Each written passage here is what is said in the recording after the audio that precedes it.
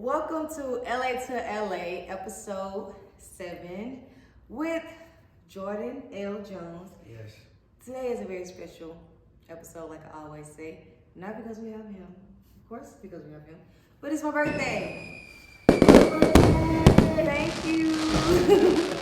Today's my birthday, 11/11/1995, and I found out yesterday that number one song, 11/11/95, was Fantasy by Mariah Carey. Wow. So I'm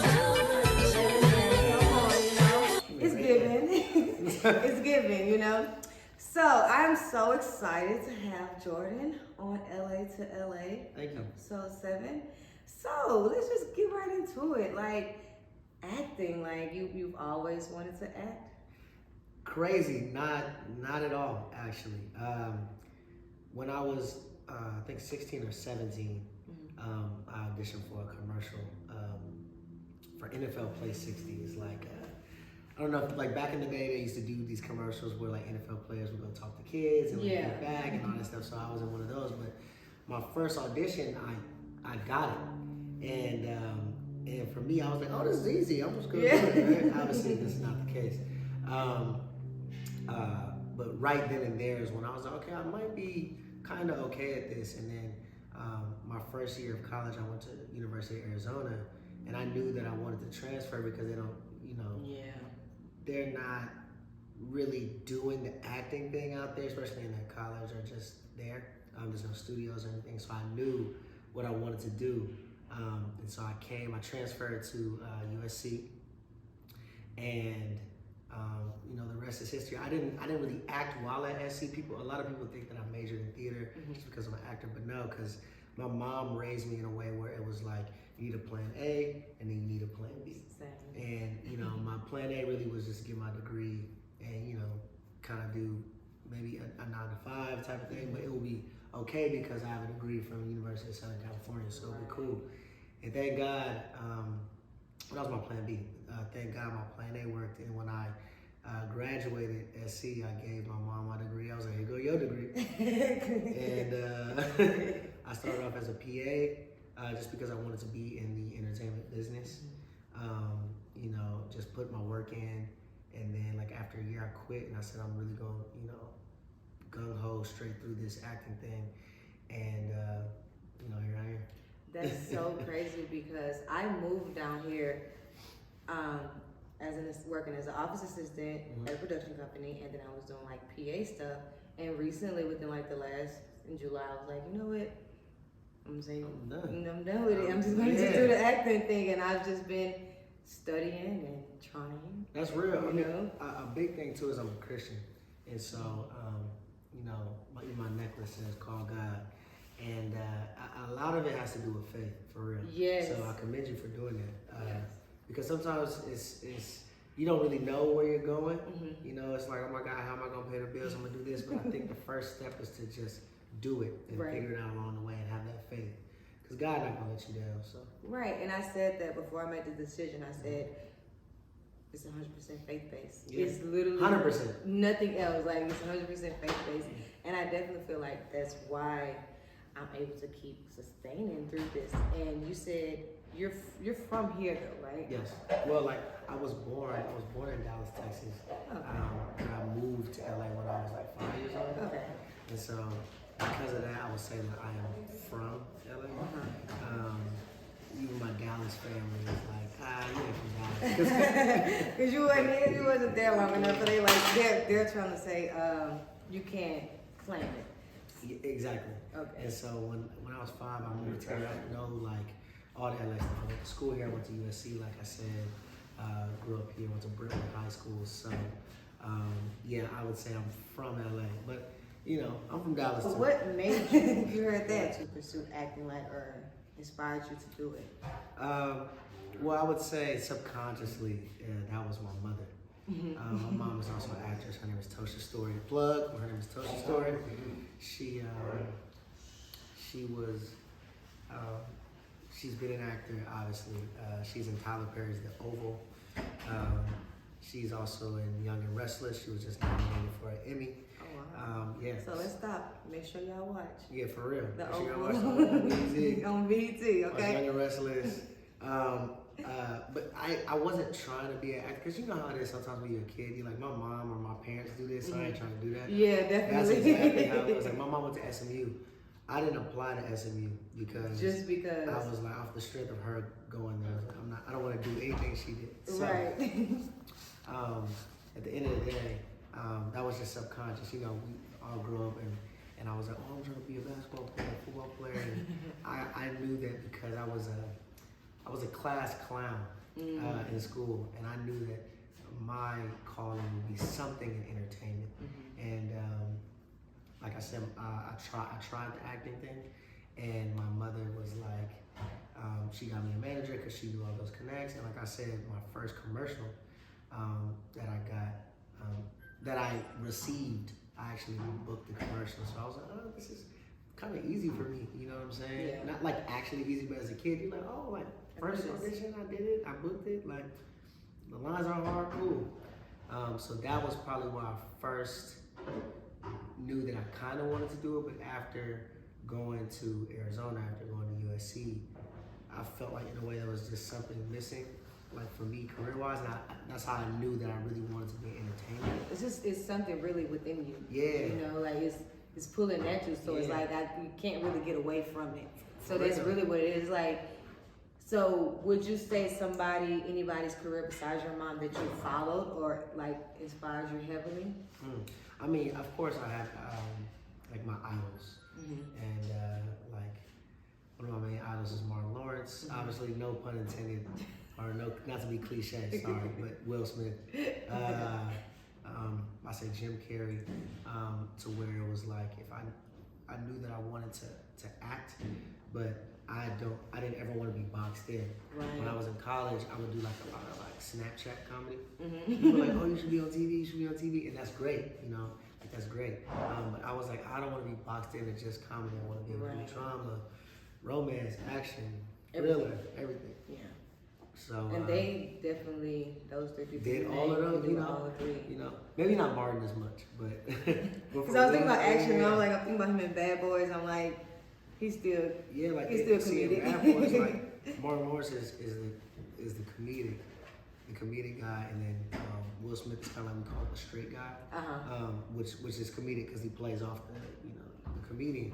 But obviously we've seen Fresh Prince and a lot of other stuff where like Will Smith is hilarious, you know? Yeah, very much so. He can sometimes tone that down and be like a suave dude. Yeah. So that's what I want my career, my trajectory to be. Yeah, which I feel like as an actress, I can definitely relate.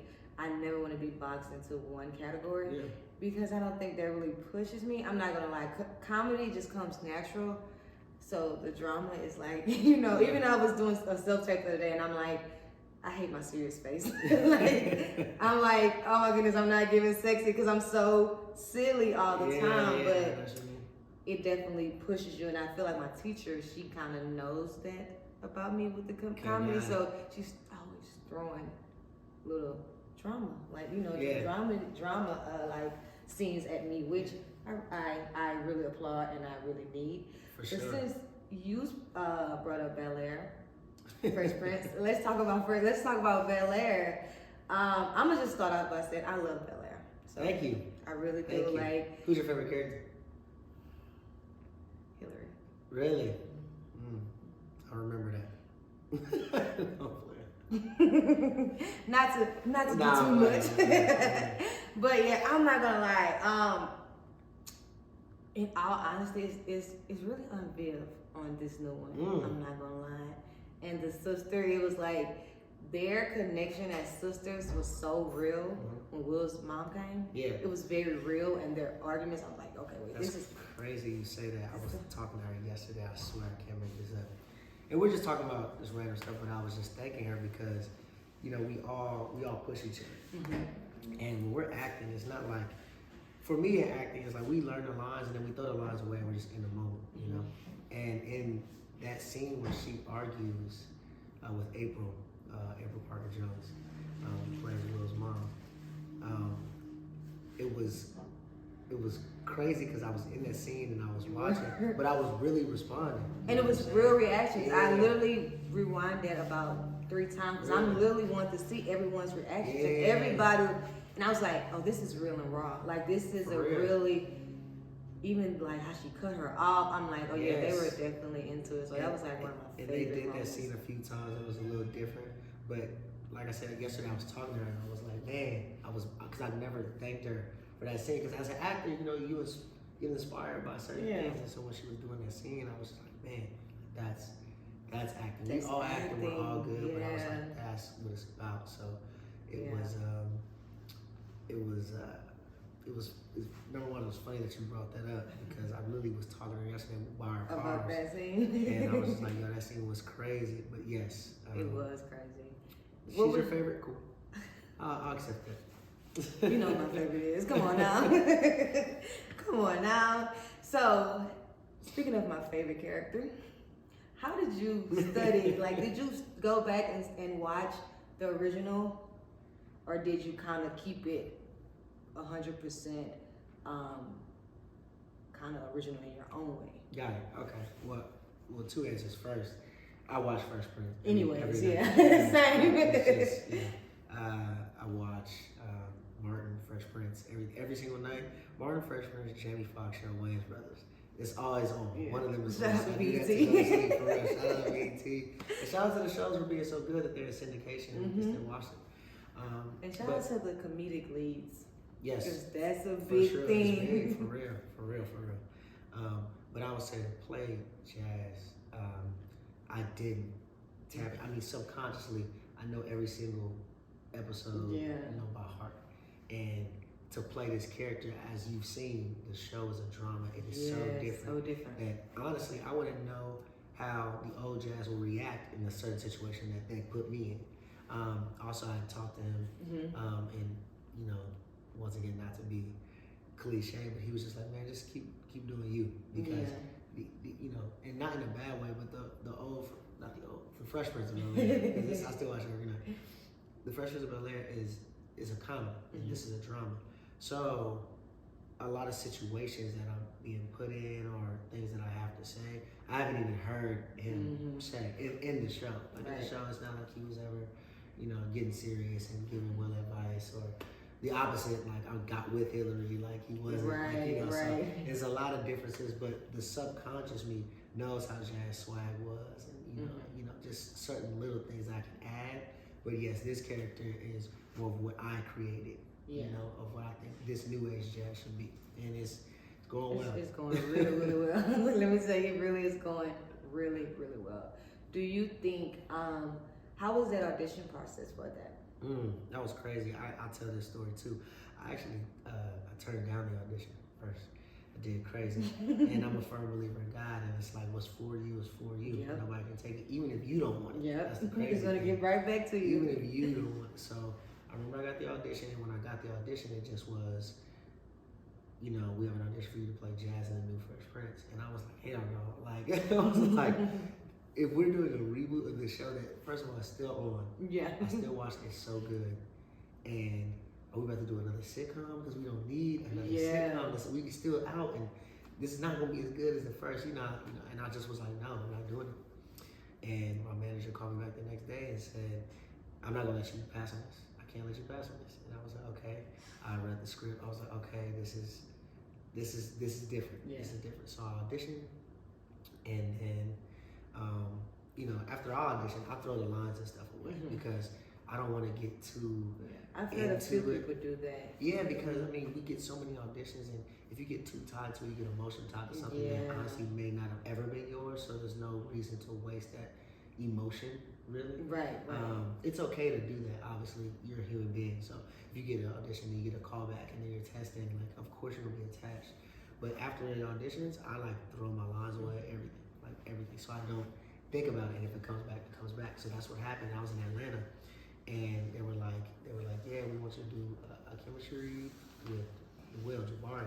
And I was like, wow, that's crazy, because I forgot about it for like 2-3 weeks. And then flew back, did the audition, made sure I had the same stuff on, all this stuff. And the funny thing about this, I also did a show in 2018 called The Rel Show.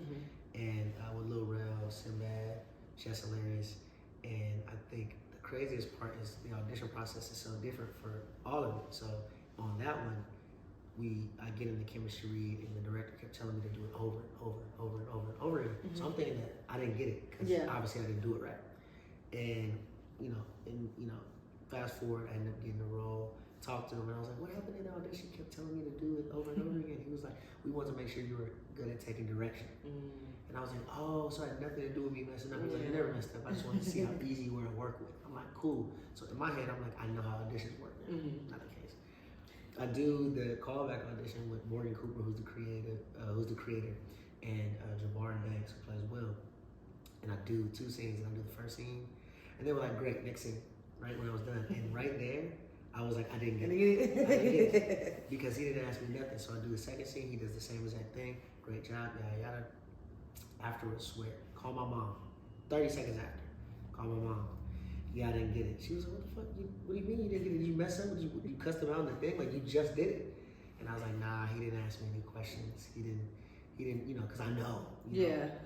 Fast forward, obviously, I get the role. It was a crazy weekend too. Like, I was testing on Friday. I didn't know if I got it till Tuesday. It was just anxiety filled. So shooting the first day, we have lunch with Morgan, and he goes, "How'd you feel when you got it?" Well, I was like, "Nigga, I didn't feel like I got it." First of all, I feel like I got it all. And I was like, "So what were y'all thinking the whole time?" Because I'm thinking And he was like, "We already knew it was you." So like, we wasn't trying to waste time. And I was like, "Wow, that's crazy." Because I'm thinking I know how the audition process works and how each director's like, every director's gonna be like, "Let me do it 100 times."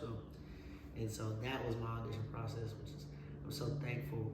Looking back, you asked me that. I'm so thankful for obviously this, but it's just so funny that like I turned the audition down. You turned it down. Like God gonna spin a block for you every time. Every time he's like, and that's really a true testament of when it's yours, it's yours. Because even when you're trying to run from it, it's not mine. I'm telling people, no, keep. And usually when I have auditions, if I pass on it, just say that I don't resonate with the character or something. I don't ever get a call back. Right. It's always like, okay, you sure? Yeah, I'm sure. I want to do this. It's cool. Okay, bet. I'm never here. Only time I ever heard back when he was like, "I'm not gonna let you pass," was this one. Oh wow. And I was like, wow, that's thinking back on it, it's like, man, that's crazy. And I get what you're saying about the reboots, because social media is a crazy place to be. And I remember when the trailer came out, it was a big thing like, "Oh no, we don't need this. Don't do this. We do not, y'all messing it up, But then when it came out, everybody was like, "Wait a minute. And y'all done did something." It's crazy because that trailer came out, I think, like 2019. And I remember seeing that. So when I turned it down, I'm thinking, this is 2 years later. I'm not even thinking about that. Yeah. So I turned it down. And then when the next day he sent me the script, and I see at the top Morgan Cooper, and then I Googled Morgan Cooper, and then the trailer popped up. I was like, I saw this like 2 years ago. I was like, man, it's like the dark one. And even while we're shooting, like right now we're shooting season 2. Even like last time, like we didn't have any like publicity yet because we're shooting, Yeah. So we're shooting, and people hear that, "Oh yeah, it's coming out. Yeah, I got it. Like you're gonna billboard, whatever." And like the comments and everything, people were just talking shit, like talking crazy. Like we were looking at each other like, "Look at what this woman was saying. Like this is crazy." And we were I was so excited because we saw the trailer first, and we're like, when this trailer come out, like the trailer for ours, people gonna switch. And I saw a switch in everybody, even my own friends. Like at the end of the day, like our show is way different because we all love each other and stuff. But in real life, like in Hollywood, these shows and stuff, like it's a job. At the end of the day, it can be good, it can be bad, whatever. It's putting food on the table. It's a job. It can be good, but sometimes it's not, and that's okay. And so with that mindset, basically, I have friends who, like, of course, they're not gonna, like, I don't know how to say it, they're not going to yes man me just because I'm on something. Because you're on something. If I'm on something that's bad, they're gonna be like, "Yeah, I ain't watched that." Like, right. I'm talking to your part. So they were talking trash, like they have no filter. It was like, "Man, I don't root for the friends," and I just was like, "Yeah, like really, like nah, like." And then when the trailer dropped, just all the fans and stuff that were in the comments, but also like my friends were like, "Hey, bro, I'm sorry. Like, I'm so sorry, man. What, bro? Like this looks crazy." And I was like, "No, I'm trying to tell y'all." So shout out to Morgan Cooper for just his vision and having a vision where he's like, "We're gonna do a reboot," and we don't even call it a reboot. Like we don't. I don't people really call it a reboot. Yeah. But it's not a reboot. Because it's really not. It's like a revamp. It's like a reimagining. Yeah. Because it's not the same. It's not the same. It's not the same. The characters' names are the same. maybe the will plot kind kind of the like, same, but it's not the same. It's not the same. It's not the give same. little Easter eggs and And I love the little Easter eggs. pay homage, but like we're trying to make this, different. And so glad, like I said, shout out to Morgan for his vision and doing this to where like hopefully years down the line and God willing we do several seasons. Right. And this becomes like a staple in Black culture because that's the point. I think it's on its way. I do think. Thank you. Yeah. Thank you. As an actor, not even as an actor, as a Black man, what is something that you want to be remembered for? I think that in this, not to be too political, but like in this industry, I have a job to do. And my job is to entertain people. And like I said, I don't want to be boxed in. So if I can make you laugh, if I can make you cry, if I can make you change your mind about something, if I can make you feel a certain way based upon a character that I'm playing, I feel like I've done my job. So, of course, all of this is fun. All of this is a blessing just to be on screen and people to be able to see me for my talent. That is a blessing. But, it also is a responsibility. And at the end of the day, this is art. And you convey a lot of things through art. It's not just to look pretty. You know what I'm saying? It's to bring out emotion in people. So if I can affect anybody's day, like I said, if I laugh, cry, or think differently, or, emotionally about something like that, or if I can resonate with somebody, that is what I do this for. That's what I want to do. So as long as I'm doing that and can continue to do that, I feel like I'm fulfilled. And I kind of had this conversation with someone else recently, and I was saying like, for us, art is so, entertainment really is so, it means so much to us as a whole, because at one point that's all we had, and that's all we could communicate and we didn't have anything to do, we would entertain each other. So I just feel like it's just in us, and even when we don't know certain people, and we never met these people, but we see them on our TVs, and we've seen them so much, and they really have gotten us through stuff. Yeah. So like, and the conversation I was having with this person was like, how are you affected if they died if you didn't know them? Because you don't know when I was sad, mad, happy, and you don't know what they did or like what they said to get me out of it. You know what I'm saying? Or like who they remind you of, or what situation that reminds you of. Just like music. Like music. I've never met Gates or Drake, but like, but if they say something that I feel, it's not because I was there when he felt it. No. It's like, no, I know how you feel because I've been through something similar. I've been through some things too. Absolutely. And it's like, even I know for females, like a lot of us would relate to like a Mary J. Blige song, like, and then you hear the Mary J. Blige fans say, "Oh, you got me out of this," but it's like we really do.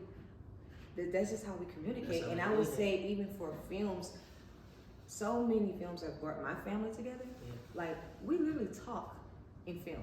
Like what I'm saying? I do sometimes too. I just say a line. And like, who gonna catch it? So I feel like it's definitely a big part of our culture. So for you, like what you said, that's why you do it. You know what I'm saying? I think that's like, that's why we all probably do the acting thing, is to bring people together. You know what I'm saying? To resonate with. Hopefully the viewers resonate with what you are portraying. Exactly. So have you ever faced any insecurities? Do you face any insecurities as an actor? That's a good question. Never been asked that. I think that, let's see. Any insecurities as an actor? That's a great question.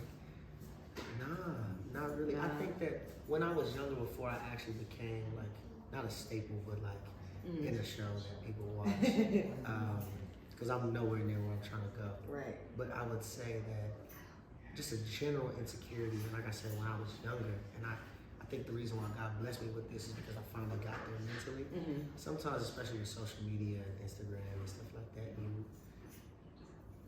you look at other people and you get down on yourself. Yeah. Because you'll see somebody your age, your complexion, or somebody you feel like you're better than, and you see them blown up or whatever the case is. What I had to learn is, number one, everybody only posts their highs on Instagram. You're not gonna post your lows. but also, you know, you're running your own race. And there's people who are successful that started when they was 5, started when they was 18, started when they was 30, started when they was 35, and you're running your own race. And you'll figure out that by the end of the race, if you don't look to your left or your right, and you're not looking at what other people are going, because if you do, you're not concentrating on the goal. The goal is right there, but you're looking at what other people do, you're gonna miss a step, or you're not gonna go as hard. And if you just follow your road and your journey to the goal, by the time you get to your goal, you'll look back and see maybe you passed them up. Right. Or maybe you know, or y'all are together. Yeah. Maybe they quit the race. Yeah. So when I was younger, I used to just be like, man, because I wasn't on like that. So I just was like, man, I can't wait because I'm better than him. You know, I could have done that. I could have played that role. But it's not about that because, like we said before, like what's for you, it's for you. And so if you're doing what's, you know, if you're doing your purpose, the right things will drop out. Right. Yep. So, what's your all-time favorite movie? Oh my God. Oh, actually, you can do top 3. Okay. That may be hard. But you know what's crazy? I actually do have a favorite movie. I do. I'm waiting to get asked this question. A lot of people think, obviously, just because of like how I act, like it's gonna be like a comedy or something like that. But no, my favorite movie, it's called The Prestige. And The Prestige is with Christian Bale, Hugh Jackman, Michael Caine, Scarlett Johansson, and it's really about two men's ego, and that their ego drives them basically to insanity. But it's really on the surface level, it's about two magicians, and they're just battling on who has the best trick. But their want and ego and need to be the best is getting in their own way. And that's all I'll say about that. The movie is a tremendous movie. It should get way more recognition. So what makes it your all-time favorite though? Just because of the battle of the ego? Just because it's honestly it's not my favorite. You know, my favorite movie isn't something that like, you know, just makes you laugh. And it's because mentally you have to be into it. Like you can't. It's one of those movies where like you don't get on your phone, you might miss something. And you know the ending is. Still to this day, it's like you really don't know how it really ends. The acting, number one, is tremendous. The twist at the end is crazy. But really the acting, I mean, those are just great, you know, A-list, great actors and actresses. And when I watch good acting, that's what makes certain things my favorite movie. Because they're conveying these things, because at the end of the day, as an actor, you know the process. So if you see them, you're just like, man, it don't look like you're acting. Because that's the whole point. The whole point of acting is big. But we know that we get the sides and we have to learn the lines, and then we have to, and there's a bunch of cameras around, and we know all that stuff. So to make it look like that stuff doesn't exist is a talent. And those movies like that are like my favorite movies. And that's number 1. That's crazy because you said top 3, and it's like I don't even know a top 3. I know my favorite one, but maybe I'd say like I think maybe I said like 40-Year-Old Virgin, which is a comedy. But at second, that movie's hilarious. And maybe the third. Let's see. I would say maybe my third. Man, this is a hard question. Jesus. I say maybe my third is like.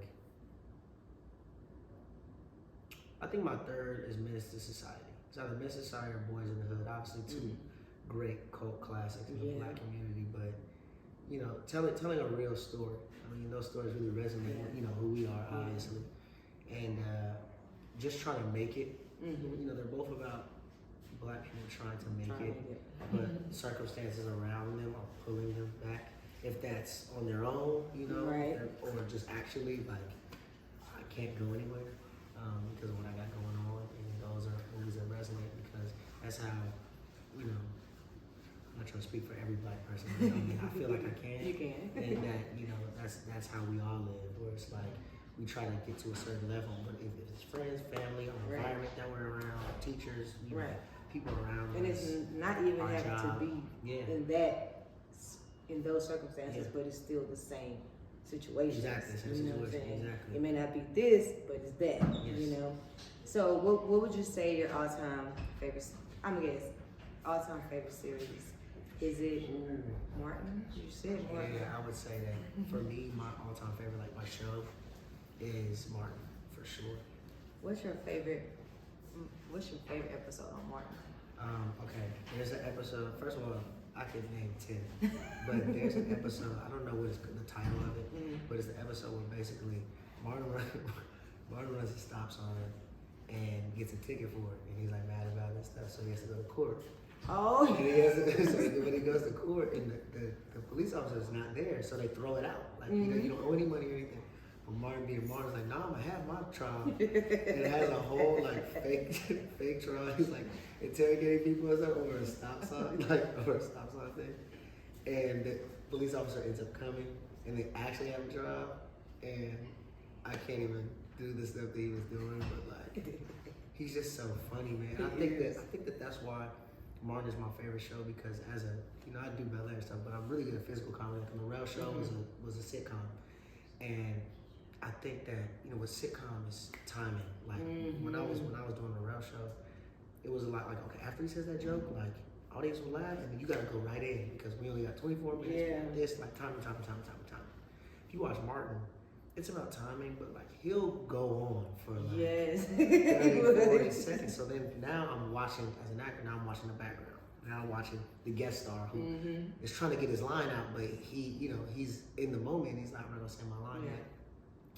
And so sometimes that's the funniest part to me when I watch Martin, that he's improvising so well that they're not like, tone it down a little bit or like cut it down. Like we're gonna use this whole thing. It's perfect. You know when to do it and when not to do it.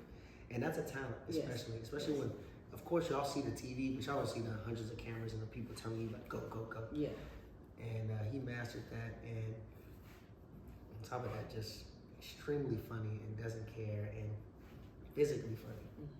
And I remember, recently, like when I watch it, I watch it for everyone around him. Everyone around him, yeah, because we've seen every episode 3 4 times already, so we already know what's happening. I'm watching everyone around him, and the amount of times they break character because of him is hilarious. Like, and I was telling my friend, it's like sitcoms back like in the 90s, they all had those comedic leads, and it's like that just gives it so, because you don't even know where they're about to go. You don't know what they're about to come up with, what they're about to do that's super duper silly, and we just run with it. Yeah. And I remember when I watched the interview with Martin, and he was like, this is for the reunion. Yeah, I watched the reunion. And he said he didn't, when he created all of those different characters, like he embodied each one individually, and then he would just come up with the episodes like, well, we can do this with this person, and we can do this with that person. It's like, for your mind to be able to create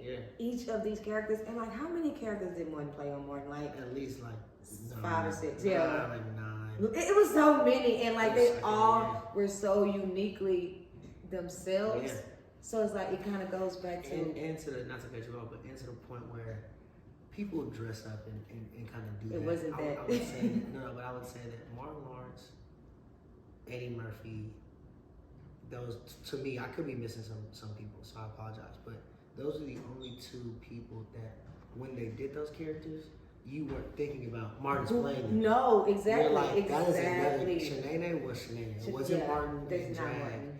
That was just the character I agree. Because they were so different and believable and funny. Yeah.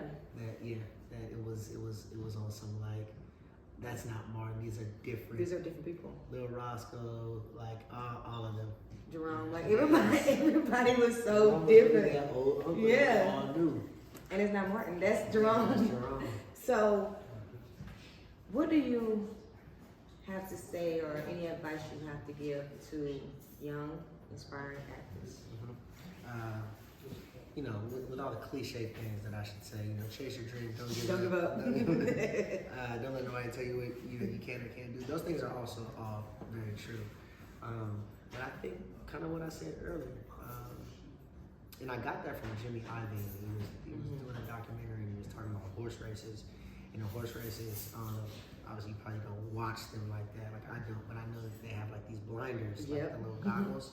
And that's for what I was saying earlier, so they can't see what's going on, because if they do, they're not gonna run straight, or they're gonna fall, or And so I would say, don't worry about what other people are doing, what they got going on, how old they are, how talented you think you are over them. None of that matters because you have your own race to run and you have your goal and you're gonna get there. And it's either you're gonna get there on God's timing too. So make sure you work hard and you stay resilient and you persevere, but at the same time, don't compare yourself or worry about what other people have going on because you're not them. You're not. They not you. Yeah, and what's for them is for them, and what's for you is for you, and what's for you won't miss you. Absolutely. So, before we end this episode, we gotta get into this wardrobe. I'm gonna tell y'all. Oh snap! This wasn't planned, okay? This was not planned. But happy birthday. Happy birthday, and shout out to Whitney Houston. Whitney Houston. Look, we didn't plan this, y'all. But y'all know, if y'all follow me on Instagram, Whitney has been on me heavily lately for some reason. Like, I watched. What's your favorite artist? No, Metro Blige is my favorite artist. Whitney is Whitney. Whitney. Whitney is the GOAT. But yeah, so I appreciate you all for watching episode 7. I appreciate you for coming doing episode 7. And happy birthday again. Thank you. More blessings in my life, you know. God did. They don't believe in us. God did. And I cannot wait to bring you guys another episode next week, and I hope you guys enjoyed this one.